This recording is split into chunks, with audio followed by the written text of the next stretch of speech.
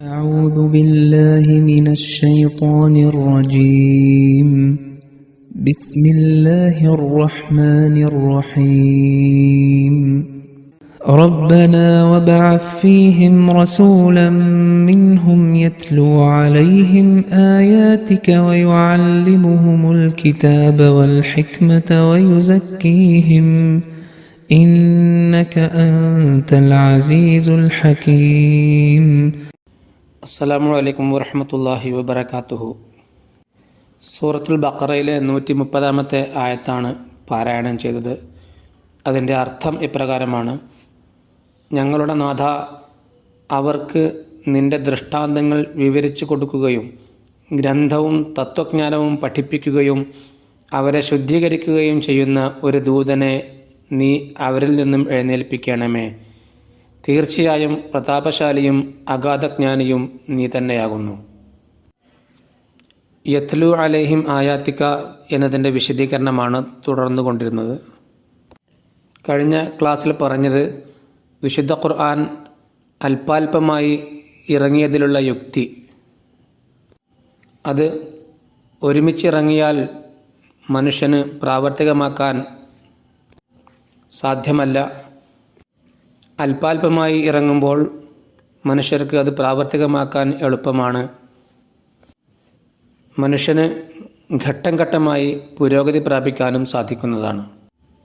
ഇനി ആയത്ത് എന്നതിൻ്റെ മറ്റൊരർത്ഥമാണ് അടയാളം അഥവാ ദൃഷ്ടാന്തങ്ങൾ. അപ്പോൾ യത്ലു അലൈഹിം ആയാത്തിക എന്നതിൻ്റെ അർത്ഥം അദ്ദേഹം നിൻ്റെ, അതായത് അള്ളാഹുവിൻ്റെ അടയാളങ്ങൾ ജനങ്ങൾക്ക് പറഞ്ഞു കൊടുക്കുന്നതാണ്.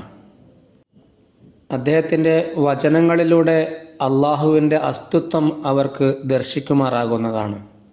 അള്ളാഹു വിശുദ്ധ ഖുർആനിൽ പറയുന്നത് പോലെ ലാ തുദ്രിക്കുൽ അബ്സാറു വഹുവ യുദ്രിക്കുൽ അബ്സാർ, അതായത് മനുഷ്യ ദൃഷ്ടികൾക്ക് അവനിലേക്ക് എത്താൻ കഴിയില്ലെങ്കിലും അവൻ അവൻ്റെ വചനങ്ങളിലൂടെ കാഴ്ചയില്ലാത്തവരിലേക്ക് എത്തിച്ചേരുന്നതാണ്. അതായത് അള്ളാഹുവിൻ്റെ അടയാളങ്ങളും തെളിവുകളും മുഖേന അവർ അള്ളാഹുവിനെ കാണുകയും തിരിച്ചറിയുകയും ചെയ്യുന്നതാണ്.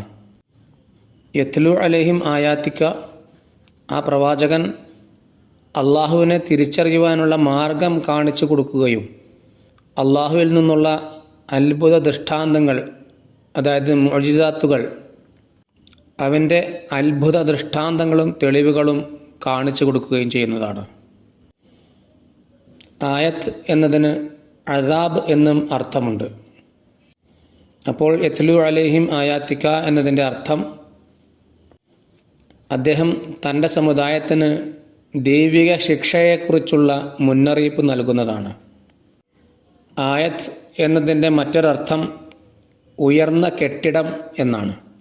ഒരു കെട്ടിടം ഒന്നിനുമീതെ ഒന്നായി ഘട്ടം ഘട്ടമായി പണിതുയർത്തുന്നത് പോലെ, നിർമ്മിക്കുന്നത് പോലെ വിശുദ്ധ ഖുർആനിലെ അധ്യാപനങ്ങളിലൂടെ ഒരു വിശ്വാസിക്ക് ഘട്ടം ഘട്ടമായി വലിയ വലിയ അഭിവൃദ്ധികളെ പ്രാപിക്കാൻ സാധിക്കുന്നതാണ്.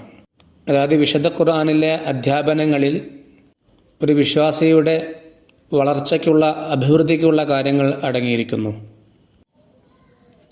ഇനി യുഅല്ലിമുഹുൽ കിതാബ എന്നതിൻ്റെ വിശദീകരണമാണ്. ഇതിൻ്റെ ഒരർത്ഥം അദ്ദേഹം നൽകുന്ന അധ്യാപനങ്ങൾ മുഴുവനും എഴുതി രേഖപ്പെടുത്തിയതായിരിക്കും. അറബി ഭാഷയിൽ വിവിധ വിഷയങ്ങളെ വിവിധ അധ്യായങ്ങളിലായി ക്രമമായി രേഖപ്പെടുത്തിയതിനെ കിതാബ് എന്ന് പറയുന്നു. വിശുദ്ധ ഖുർആൻ ഒന്ന് മാത്രമാണ് റസൂൽ കരീം സ്വല്ലല്ലാഹു അലൈഹി വസല്ലമിൻ്റെ വഫാത്തിന് ശേഷം സഹാബാക്കൾക്ക് എഴുതി രേഖപ്പെടുത്തിയ നിലയിൽ കിട്ടിയത്. അത്തരത്തിലുള്ള ഗ്രന്ഥം വിശുദ്ധ ഖുർആൻ മാത്രമാണ്. വിശുദ്ധ ഖുർആൻ മാത്രമാണ്, അതായത് ഞങ്ങളുടെ ഗ്രന്ഥമായ വിശുദ്ധ ഖുർആൻ മാത്രമാണ് അതിൻ്റെ ആരംഭം മുതൽ ഇന്നുവരെ സുരക്ഷിതമായ രൂപത്തിൽ എഴുതി രേഖപ്പെടുത്തിയിരിക്കുന്നത് എന്നും മുസ്ലിങ്ങൾക്ക് മാത്രമേ അവകാശപ്പെടാൻ കഴിയുകയുള്ളൂ. മറ്റൊരു ഇൽഹാമി ഗ്രന്ഥത്തിനും ഈ സവിശേഷതയില്ല. കാരണം മറ്റു ഗ്രന്ഥങ്ങൾ ഒന്നും എഴുതി രേഖപ്പെടുത്തിയതായിട്ട് ഉണ്ടായിരുന്നില്ല. അവയിൽ ചിലത് നൂറ്റാണ്ടുകൾക്ക് ശേഷം ക്രോഡീകരിച്ചവയാണ്. ഇനി രേഖപ്പെടുത്തിയിട്ടുണ്ടായിരുന്നെങ്കിൽ തന്നെ ആ രേഖപ്പെടുത്തിയത് പൂർണ്ണമായും ഇൽഹാമി വചനങ്ങൾ ആയിരുന്നില്ല. ശേഖരിച്ചു വയ്ക്കുന്ന വസ്തുവിനും കിതാബ് എന്ന് പറയുന്നു. എല്ലാ തരത്തിലുള്ള ജ്ഞാനങ്ങളും ഇതിൽ സമ്മേളിച്ചിരിക്കുന്നു. ധാർമ്മികവും സാംസ്കാരികവും മതപരവും സാമ്പത്തികവും സാമൂഹ്യപരവുമായ എല്ലാ ജ്ഞാനങ്ങളും അതിലുണ്ടാകും. കിതാബ് എന്നതിൻ്റെ മറ്റൊരർത്ഥം ഫർള് അഥവാ നിർബന്ധ കടമ എന്നുമുണ്ട്.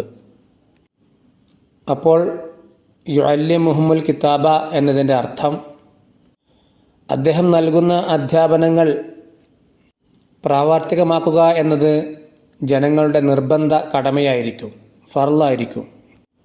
എന്തെന്നാൽ അവ കൂടാതെ ആത്മീയ ജീവിതം പൂർണ്ണമാവുകയില്ല.